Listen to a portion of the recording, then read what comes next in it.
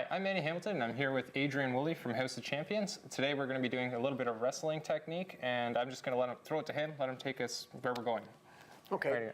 Well, we sometimes get too caught up with the stand-up and the double leg, single leg, high crotch kind of takedowns. But I also like to use some of the throws that I don't see utilized a lot in the UFC and other mixed martial arts.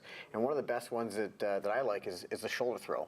I think you get a lot of success, and even if you miss it, you stand up in that 50-50 position, which is nice and safe. But if you get it and you get that throw off, you end up in a great side position, knee on belly, and just raining down a lot of bad punches that you learned from Crew Alan earlier. It's judo based, is it not a shoulder throw? Shoulder throw, I mean, they do it in judo. My style in wrestling is a little bit different, and I can show you the differences if you like, but of course, I'm a little biased. I think that the wrestling one's better. All right, let's see. Let's okay. take it away.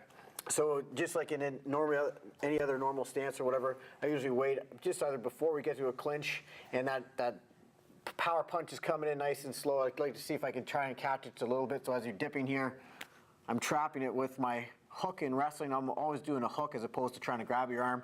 I'm never strong enough, unfortunately, to grab it, but the hook's nice and strong. So as I bring that meat cleaver hook in here, I'm bringing in that other hand. I'm gonna bicep punch your bicep here like this as I step at the same time. Here, and it's gonna drop my hips. And I end up in this side control here. As I said, you can come knee on belly and look to punch. Okay. Oh. You all right? So, yeah, if you do that real quick, I guess you could really get that rib damage there too on the bottom with the knee, right? Yeah, if you go into a knee on belly position, yeah. But my main objective then is just put them to sleep, right, with the punches. But the main objective for me is get that shoulder throw quick, get in a good position, so I can land those punches. Right, okay. And then the next wrestling technique I really want to cover is the double leg. Everyone likes the double leg. We got to figure out how to do the double leg. Most successful takedown in MMA is the high crotch, switching, and they always end up doubling off anyways.